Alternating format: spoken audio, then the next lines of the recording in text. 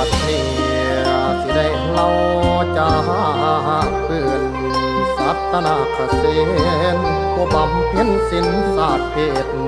เวียงวังเจ้าเนาบาดาลนมัสการเด้อองค์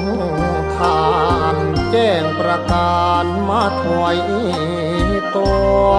โอ้ยเฮเดนอพ้นพิสัยคือวังผ่านพญาเจ้า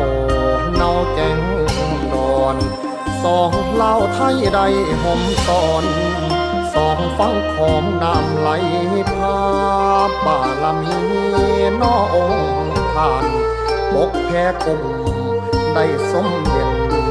หอดวันเพ็ญนอแจ่มแจ้งแสงจันทร์ส่องน้ำของลองเพื่อไฟสองฟังหน้า